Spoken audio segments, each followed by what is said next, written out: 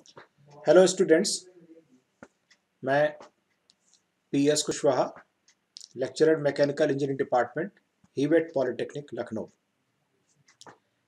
आज हम लोग प्रोडक्शन मैनेजमेंट, जो कि आप 5वें सेमेस्टर में पढ़ते हैं, इसका chapter number 2 inspection and quality control का लेक्चर 4 पढ़ेंगे हम लोग आज। इसके पहले के लेक्चर्स में हम लोग inspection, roles of inspectors, roles of operators और क्वालिटी कंट्रोल के बारे में हम लोग पढ़ चुके हैं। आज का लेक्चर हम लोग इस लेक्चर में क्या कवर करने वाले हैं, तो ये रहा आपके सामने आज के लेक्चर का आउटकम। इस आउटकम में हम लोग आज ऑब्जेक्टिव्स ऑफ क्वालिटी कंट्रोल पढ़ेंगे। क्वालिटी कंट्रोल तो हम लोग पढ़ चुके हैं, तो we shall be focusing here the objectives of the quality control. Ishikawa diagram is the next topic which will be discussed today. Ishikawa diagram, PDCA cycle हम लोग आज पढ़ेंगे।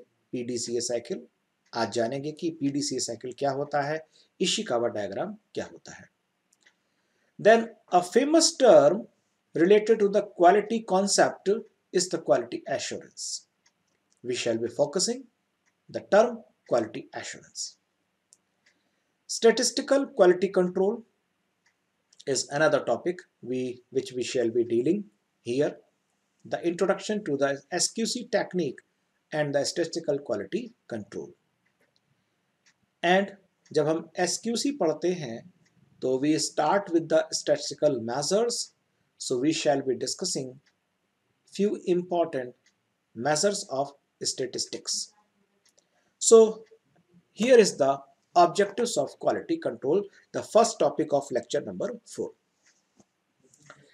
Evaluation of the incoming material, products under process and outgoing finished products. देखिए ये सारे quality control के objectives हैं, ये उद्देश्य हैं। क्या क्या उद्देश्य है? पहला, इनकमिंग मटेरियल, जो मटेरियल कंपनी में आ रहा है उसकी जांच करना, incoming material. Product under process, material company के अंदर आ गया, कंपनी के अंदर उसका प्रोसेस चल रहा है, ऑपरेशंस हो रहे हैं, वो जांच करना, ये भी इसके दायरे में आता है। एंड आउटगोइंग फिनिश्ड प्रोडक्ट, जो प्रोडक्ट कंपनी के अंदर अब प्रोसेस होके कंप्लीट हो गया है, हमारे एंड से कंप्लीट हो गया है और अब हमारी कंपनी से बाहर डिस्पैच होके जा रहा है, तो आने वाला मटेरियल उसकी जांच करना, जो प्रोसेस पे काम हो रहा है कंपनी के अंदर उसकी जांच करना, और काम होने के बाद जो कंपनी से बाहर जा रहा है उसकी जांच करना। तो ये सब का सब एक्टिविटी, सारी एक्टिविटी क्वालिटी कंट्रोल के दायरे में आती है। Judgement of product as per present standard and specification, जो वर्तमान में स्पेसिफिकेशंस हैं, विशिष्टियां हैं, और वर्तमान में जो भी स्टैंडर्ड्स हैं, मानक हैं, तो मानक, ये स्टैंडर्ड का मतलब मानक हो गया, स्पेसिफिकेशन का मतलब विशिष्टियां, तो उसके अनुसार हमें निर्णय लेना, ये भी क्वालिटी कंट्रोल का काम है। Improvement of quality and productivity bye experiments, ये एक खास बात है। देखिए, क्वालिटी की इम्प्रूवमेंट के लिए हमें निरंतर प्रयासरत रहना चाहिए। We should make constant endeavour to improve the quality, पहली बात। दूसरी बात, क्वालिटी के साथ साथ ऐसा ना हो कि प्रोडक्शन का लॉस हो, हमारी प्रोडक्टिविटी कम होने लगे। So we shall also make efforts to improve the productivity. यहाँ पे टर्म होता है प्रोडक्शन और प्रोडक्टिविटी। प्रोडक्शन बढ़ाना किसे कहते हैं और प्रोडक्टिविटी कैसे बढ़ाई जा सकती है। अगर हमारे पास एक ऑपरेटर है, एक शिफ्ट में 8 घंटे की शिफ्ट में वह ऑपरेटर 200 पीस का प्रोडक्शन करता है, तो अगर 200 पीस का प्रोडक्शन कर रहा है, हमें हमें 250 पीस का प्रोडक्शन करना है, तो ज़्यादा हमें आवर्स बढ़ाने पड़ेंगे। हमें हो सकता है 8 घंटे की शिफ्ट को 10 घंटे की शिफ्ट करना पड़े। 200 पीस की 200 की जगह 250 का प्रोडक्शन होने लगेगा। लेकिन we have to pay the worker for the extra 2 hours and then he is producing 250 pieces. हमें हमें 200 को 250 कराने के लिए उसकी शिफ्ट अगर 8 से 10 घंटे की हो गई तो हमें एक्स्ट्रा पेमेंट करना पड़ सकता है। वहीं अगर हम सिस्टम को ऐसा अप्रोच करें, क्वालिटी को ऐसा अप्रोच करें, गेजेस का इंट्रोडक्शन करें सिस्टम में, जिससे कि नॉन प्रोडक्टिव टाइम किसी तरह कम हो सके और हम प्रोडक्शन को अगर 230, 235, 240 अगर खींच ले जाए तो हम कहेंगे कि उसी 8 घंटे की शिफ्ट में उसी वर्कर की हेल्प से हमने जो प्रोडक्शन कर लिया उस प्रोडक्शन में हम लोगों ने कोई भी extra time, extra machine, extra worker involved नहीं हुआ, then we shall say that we have increased the productivity. Next point is the development of the quality consciousness among the personnel involved within the outside and company. Company में जितने भी लोग काम कर रहे हैं, चाहे वो प्रोडक्शन के हों, चाहे वो क्वालिटी के हों या किसी भी डिपार्टमेंट के हो, सबके सबके अंदर इस बात की भावना को जागृत करना कि क्वालिटी से किसी भी स्तर पर कोई कंप्रोमाइज किसी को नहीं करना है, तो सभी के अंदर इस भावना को जगाना। To develop quality this quality vendor vendee relationship, ये एक नई बात सामने आई, ये बड़ी महत्वपूर्ण बात है। देखिए वेंडर किसे कहते हैं? हमारी कंपनी को अगर किसी भी कंपनी से हमको कुछ कच्चा माल प्राप्त हो रहा है, किसी प्रकार का प्रोडक्ट प्राप्त हो रहा है, जिस प्रोडक्ट पे हमारी कंपनी फर्दर ऑपरेशंस प्रोसेस करेगी और आगे उसका इस्तेमाल करेंगे, तो जिस कंपनी से हमें वो मटेरियल प्राप्त हुआ वो हमारे लिए हो गया वेंडर, और हम उस वेंडर के लिए वेंडी हो गए क्योंकि हम उस वेंडर के कस्टमर हैं। सो this is called the vendor vendee relationship. Next is the two, ये भी तो वेंडर वेंडी रिलेशनशिप को भी इंप्रूव करना, कैसे इंप्रूव होगा? हमारे पास नंबर ऑफ वेंडर्स ज्यादा हों, जितने वेंडर्स हमको सप्लाई करते हैं वो सारे के सारे वेंडर अच्छी गुणवत्ता का माल बनाते हो, जिनकी क्वांटिटी और क्वालिटी में किसी तरह का कंप्रोमाइज ना हो, तो ये सब भी क्वालिटी कंट्रोल के दायरे में आता है। To set the optimum quality standards under given conditions and resources, तो जो भी हमारे पास संसाधन उपलब्ध है, जो भी परिस्थितियां हैं, उन परिस्थितियों में हमें बेहतर से बेहतर क्वालिटी प्रोडक्ट को बनाना, ये भी क्वालिटी कंट्रोल के दायरे में आता है। To reduce quality and service related complaints, तो जो भी क्वालिटी और सर्विस रिलेटेड इश्यूज आ रहे हैं उनको भी एड्रेस करना कि क्या समस्या है, इसके पीछे क्या कारण है, फिर उस कारण को दूर करने के लिए क्या एक्शन प्लान है, ये सब हमको देखना होता है। To maintain reputation of the company, बिल्कुल सही बात है, क्योंकि अगर कंपनी की रेपुटेशन ही क्वालिटी कंट्रोल से, क्वालिटी से जुड़ी हुई है, तो इस इन सब चीज़ों को ले अगर हम रेपुटेशन को देखेंगे तो सारी एक्टिविटी हमको ठीक करनी ही पड़ेगी। So these all are the objectives of the quality control. Now we move to the next one, the famous Ishikawa diagram.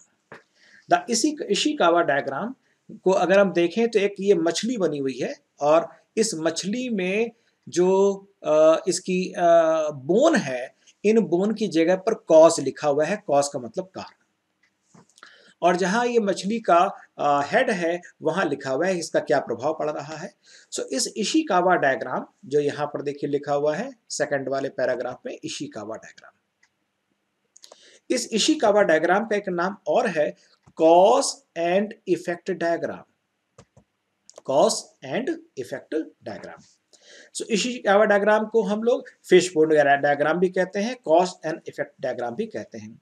अब ये क्या है, तो इसको जानने से पहले हम जरा कुछ एम पर चर्चा कर लेते हैं। There are various Ms, man, machine, material, method, money, market, motivation, modern approach, management, mounting products, needs, maintenance, ये सारे इतने सारे एम हैं जो किसी भी प्रोडक्ट पर अपना प्रभाव डालते हैं। इशिकावा डायग्राम इन सारे फैक्टर्स को, अगर इनकी किसी की वजह से कोई प्रॉब्लम आ रही है किसी प्रोडक्ट को लेकर, किसी जगह पर कोई समस्या आ रही है, तो वो कौन कौन से कारण हैं, उन सारे कारण को यहाँ पे लिस्ट आउट किया जाता है और फिर देखा जाता है किस कारण का प्रभाव कहाँ पे पड़ रहा है और कैसा प्रभाव पड़ रहा है। सो यहाँ पे एक टर्म इस्तेमाल हुआ देखेंगे, तो ये कैसे हमको पता लगेगा कि कौन सा कारण आ रहा है। So brainstorming is the best practice to list all possible causes at a class. ये देखिए एक नया टर्म आया आपके सामने, ब्रेन स्टॉर्मिंग। क्या होता है ब्रेन स्टॉर्म?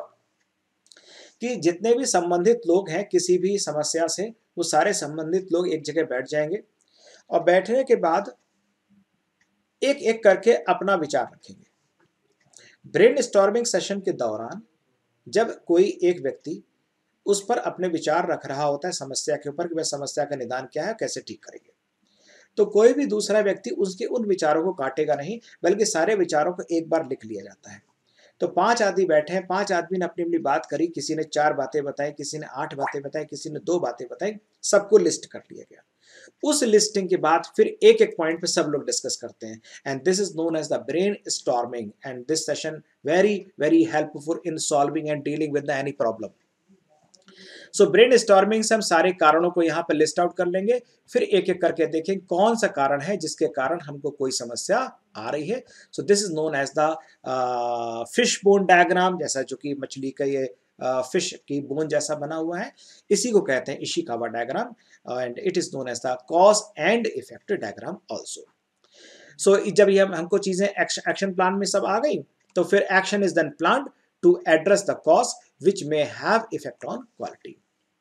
एक बार अगर हमको कारण आइडेंटिफाई हो गया, तो उस कारण पे हम लोग अपना काम शुरू कर देंगे और ये कारण फिर आगे प्रोडक्ट में समस्या नहीं आएगी। सो this is a very important diagram, and you must all know this type of diagram, because interviews में कहीं ना कहीं आपसे इस पे चर्चा करी जाएगी।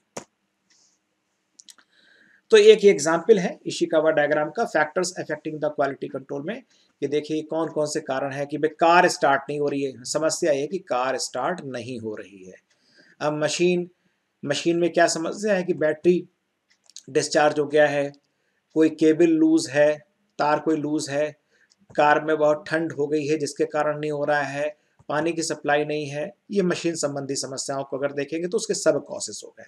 ह्यूमन में देखा जाए, गलत चाबी लगा रहा है और ठीक से स्टार्ट नहीं हो रहा है, ड्राइवर के पास लाइसेंस नहीं है, या म्यूजिक चला रहे हैं उसकी वजह से डिस्टरबेंस हो रहे हैं। इन्वायरमेंट के कारण में कौन कौन से कारण आ जाएंगे, और फॉल्टी आइसोलेशन है, गैराज जो डोर है वो फॉल्टी है, और टेम्परेचर की कोई समस्या है। तो तमाम तरह के मटेरियल में तमाम तरह की समस्या आ सकती हैं, गैस नहीं है और फ्यूल नहीं है वगैरह वगैरह। मेथड में भी कई तरह की, तो ये सारे कार स्टार्ट नहीं हो रही, उनके ये मुख्य कारण है। उन मुख्य कारणों के अंदर जो छोटे छोटे और कारण हैं उनको यहाँ पे लिस्ट किया जाता है। ये सारे के सारे जो लिस्टिंग बनी है कोई एक आदमी ने नहीं बनाई है, ये सारी की सारी लिस्टिंग ब्रेन स्टॉर्मिंग सेशन में संबंधित लोगों ने बैठकर अपने अपने दिमाग से सोचकर कारण बताए, उन कारणों को लिखा गया, लिखने के बाद उनको यहाँ पे डायग्राम में रख दिया गया, इशिकावा डायग्राम में, और उसके बाद फिर एक एक करके उस पर एक्शन लिया जाता है कि तब पता लगता है कि किसकी वजह से वास्तव में समस्या पैदा हुई। सो this is the example of the Ishikawa diagram. यहाँ पे हमने बात कही थी कि पीडीसीए साइकिल हम लोग पढ़ेंगे। तो PDCA cycle is an important thing which we all should know कि भाई क्या है। P stands for plan, आप देखेंगे यहाँ पे लिखा हुआ है P stands for plan, D stands for do, C for check, A for act, PDCA। ये प्रोसेस इंप्रूवमेंट एक साइकिल कहलाता है। प्लान में क्या है, एक हमें इंप्रूवमेंट का प्लान बनाना है कि हम क्या इंप्रूवमेंट करना चाहते हैं। समस्या पता लगी, जो भी समस्या है उसको से निपटने के क्या क्या उपाय हैं, उनको हमें देखना है, कौन कौन से फैक्टर्स उसको प्रभावित कर रहे हैं, क्या उद्देश्य है। इन सब चीज़ों को तो हमें पहले प्लानिंग करनी है कि किस समस्या से हम निजात पाना चाहते हैं, क्या समस्या है कंपनी के अंदर, कौन सी प्रोडक्ट में क्या प्रॉब्लम आ रही है, तो उसके लिए पहले प्लान बना लिया कि क्या हमको करना है। फिर जो हमने प्लान बनाया उसको अमल में लाना है, इंप्लीमेंट करना है। इंप्लीमेंट द इम्प्रूवमेंट प्लान, देखिए क्या लिखा हुआ है, इंप्लीमेंट द इम्प्रूवमेंट प्लान। जो आपने प्लान बनाया उसको इंप्रूवमेंट करना है, और इंप्लीमेंट करने के बाद इंप्लीमेंट करेंगे, जो जो प्लान बनाया उस प्लान को हमें इंप्लीमेंट करना है। अब जब आप इंप्लीमेंट करेंगे तो कुछ समस्याएं आ सकती हैं, प्लान को इंप्लीमेंट करने में फिर नई समस्या सामने आएंगी। तो वो सारी सूचना आपको इकट्ठा करना है, डाटा इकट्ठा करना है। लोगों को हो सकता है कि ट्रेनिंग की जरूरत हो, जितने लोग इसमें इन्वॉल्व हैं। और कुछ चीज़ों को हमने पहले प्लान किया, प्लान करने के बाद उस प्लान को हमने लागू किया। लागू करने के बाद अब हमें चेक करना है कि क्या क्या समस्या आई और उनका क्या निदान है। जो फीडबैक हमको मिली उसके आधार पर पहले प्लान बनाया, उसको इम्प्लीमेंट किया। इम्प्लीमेंट करने के बाद जो हमारे सामने रिजल्ट्स आए उनको एनालाइज किया कि अच्छा ये इसमें कमी आई थी तो अब उसको फिर रेक्टिफाई कर लिया जाए। ये वाले पॉइंट पर यह समस्या आई थी, उसको हमने रेक्टिफाई कर लिया। तो प्लान को इम्प्लीमेंट किया, इम्प्लीमेंटेशन से जो समस्याएं निकल के आई उनका निदान किया, और सब कुछ करने के बाद जब सब कुछ ठीक हो गया तो उसको फिर हम बिल्कुल पूरी तरीके से अमल में ले आए, एक्ट। तो इम्प्लीमेंट द वेरीफाइड इंप्रूवमेंट, पहले हमने इंप्रूवमेंट का प्लान बनाया, उनको अमल में लाए, कुछ समस्याएं आई, उन समस्याओं को दूर किया, उनको वेरीफाई किया, और फिर उसको पूरी तरीके से अमल में ले आए।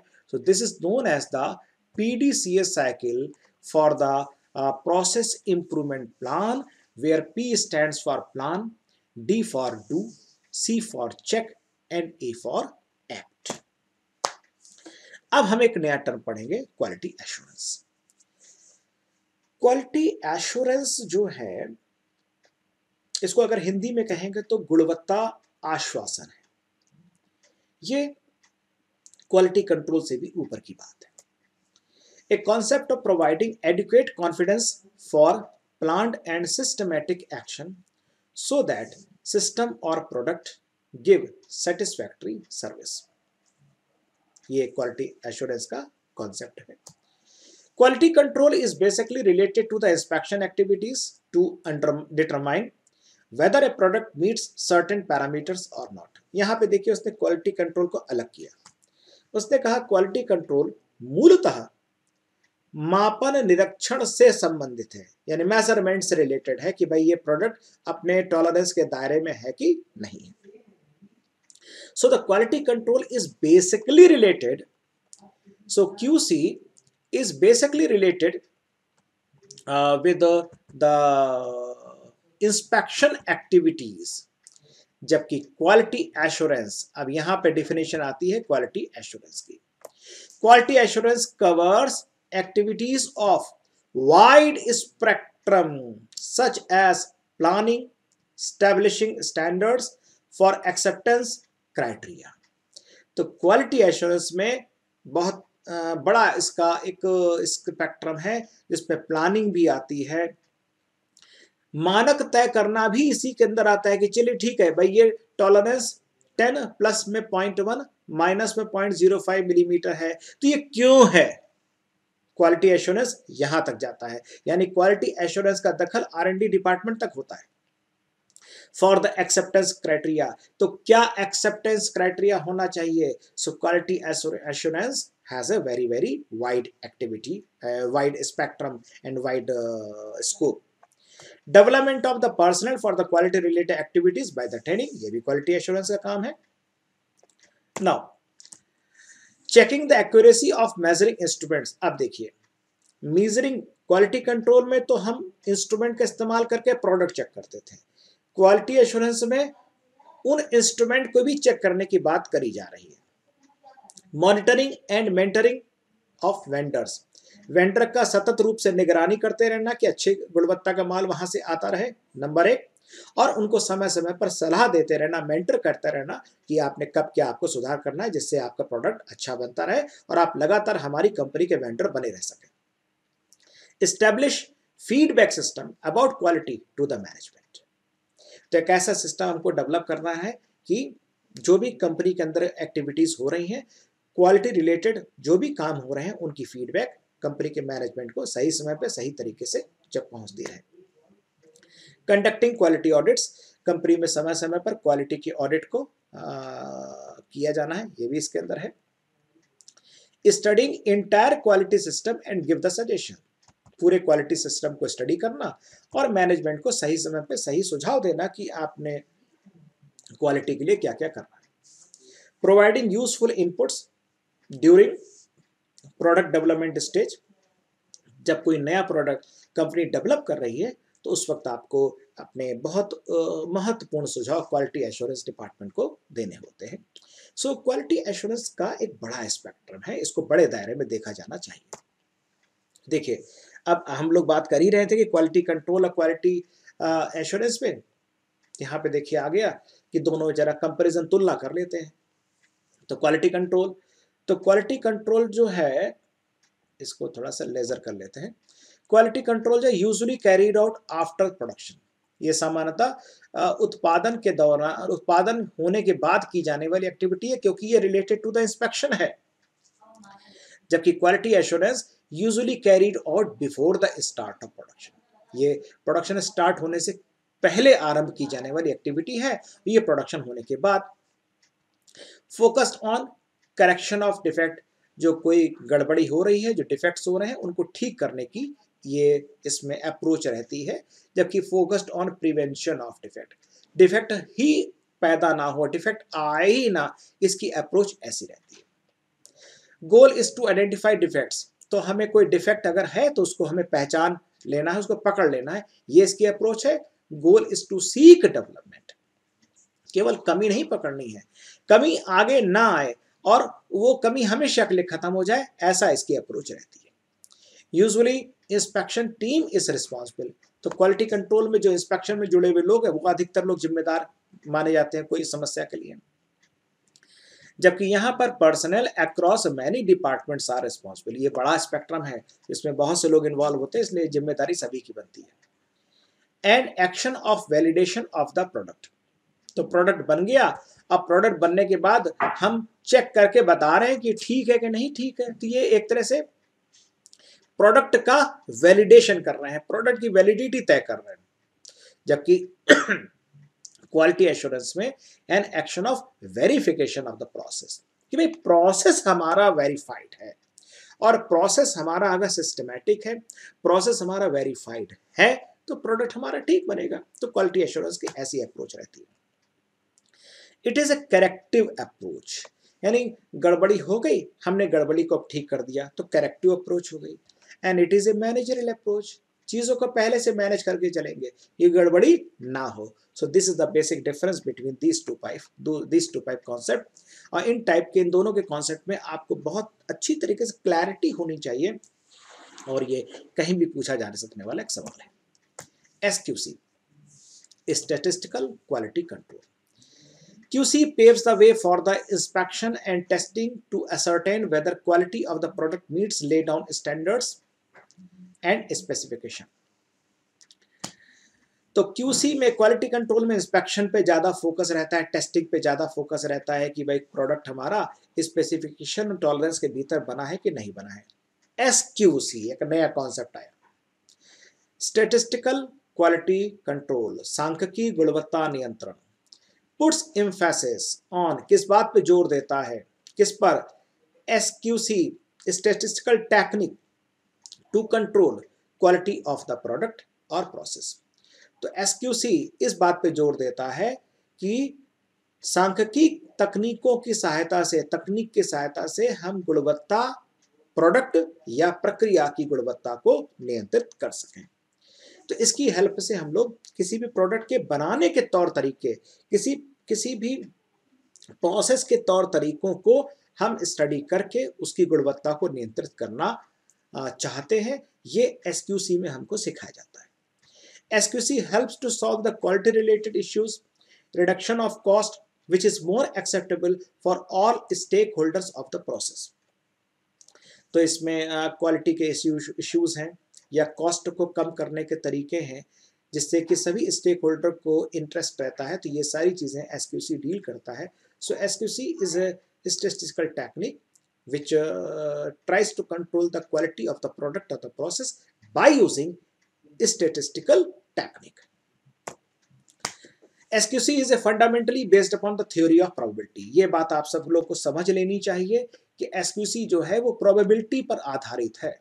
आप लोगों ने प्रायिकता पढ़ रखी है probability, तो SQC एक मैथमेटिकल अप्रोच है जो कि probability पर फोकस रहती है, उसी के आधार पर डेवलप करी जाती है। SQC makes attempts to control the process and the process tolerances, वही बात हो गई। When a machine undergoes the continuous production, the dimensions vary from one piece to another. अब एक मशीन में लगातार आपने सेटिंग कर दी, सेटिंग करने के बाद प्रोडक्शन हो रहा है लगातार, तो अब जो साइज का पहला पीस बना, उसी साइज का 5वां, 8वां या 15वां पीस भी उसी साइज का बने या 28वां पीस भी उसी साइज का बने, जरूरी नहीं है। एसक्यूसी यहाँ पर अपना इंटरफेयर रखता है, यहाँ पे दखल देता है, इसको स्टडी करता है, मशीन का नेचर स्टडी करता है, फिर अपनी बात वो बताता है। तो ये एक बात इसमें खास बात है, यानी वो प्रोसेस को स्टडी करता है। The chance that a sample represents the entire lot of production is derived from the concept of the probability. तो इस बात की चांस की कोई हमने पीस उठाया और वो किस साइज के दायरे में आएगा हमको पीस उठाने पर, कि अगर प्रोडक्शन का 210वां पीस हमने उठाया उसका साइज क्या होगा, ये एसक्यूसी से हमको इस बात का अनुमान लगाने में सहायता मिलती है। 3 टेक्निक्स होती हैं एसक्यूसी में: sample inspection, analysis of data, control charts. Sample inspection में 100% inspection is not carried out, क्योंकि ये बड़ा उबाऊ काम हो जाता है और इसमें गलती होने के चांसेस भी ज़्यादा होते हैं। हालांकि पूरे लॉट में से अगर कुछ चीज़ों का हमने रैंडम सैंपल ले लिया और उसका हमने इंस्पेक्शन किया, और ये मानते हुए कि अगर कुछ पीस उठाए एट रैंडम एक बड़े लॉट में से, तो वो पूरे लॉट के नेचर को ही रिप्रेजेंट करेंगे, पूरे लॉट का स्वभाव ही हमको बताएंगे। So it is known as the sample inspection. Analysis of data, the result of the sampling inspection is analysed by determining mean, range, standard deviation and the control limits. It also gives the confidence level for the size of sample for particular lot size. तो जो हमने sample inspection किया, पूरे मान लीजिए 100 का lot था, 100 के लॉट में से हमने 10 पीस उठा लिए, 10% पीस हो गए, उनको हमने चेक किया, तो वो 100 जो है, उस जो 10 पीस आपने उठाए वो 100 पीस के लॉट का प्रतिनिधित्व कर रहे हैं, उनको रिप्रेजेंट कर रहे हैं। तो जो भी इनके साइज में वेरिएशन आएगा, कहीं ना कहीं बचे हुए 90 पीस है उसी तरह का वेरिएशन है। तो ये डाटा का एनालिसिस हो गया। Control charts, control charts keep an eye on the process and behaviour of the machine. It immediately tells if the machine और process is getting out of limit. तो कंट्रोल चार्ट्स की बात करेंगे, इसमें graph बनाए जाते हैं और ग्राफ को बनाने से हमको पता लगता है कि मशीन का बिहेवियर हमको दिखने लगता है। किसी, चाहे लेथ मशीन हो, चाहे बोरिंग मशीन हो, चाहे वो ग्राइंडिंग मशीन हो, हमें उस मशीन का बिहेवियर ग्राफ के माध्यम से विजिबल होता है। हम उसको अपनी आंखों से देख सकते हैं और बता सकते हैं कि कौन से पीस, कौन सी संख्या का पीस गड़बड़ जाने वाला है। तो ये सब हमको कंट्रोल चार्ट की हेल्प से पता लगता है। एंड कुछ स्टैटिस्टिकल मेजर्स हैं, जिसमें अगर मान लीजिए आपने कुछ, हमने साइज चेक किए, x1, x2, x3 तमाम सारे साइज हैं, तो उनका अरिथमेटिक मीन कैसे निकालना है, फिर मीन है, मीडियन है, मोड है, मिड रेंज है, डेविएशन है, स्टैंडर्ड डेविएशन है, वेरिएंस है, तो ये सारी चीज़ें हैं। तो इनको आप लोग पढ़ लीजिएगा और इन पे डिटेल में डिस्कशन फिर हमारा अगले लेक्चर में होगा, लेकिन इसको आप स्टडी जरूर कर लीजिएगा, क्योंकि इसमें अधिकतर जो टर्म्स हैं वो आपने अपने 10th में या 11th में 9th के इनिशियल क्लासेस में आपने सारे टर्म्स को पढ़ा। आप मीन जाते हैं, मीडियन मोड आपने पढ़ा है, रेंज है, मिड रेंज है, डेविएशन है, स्टैंडर्ड डेविएशन है, वगैरह वगैरह। सो आई होप कि आपको लेक्चर समझ में आया होगा, और आगे के लेक्चर में हम एसक्यूसी पर डिटेल डिस्कशन आगे के लेक्चर्स में करेंगे। तो till then, thank you very much.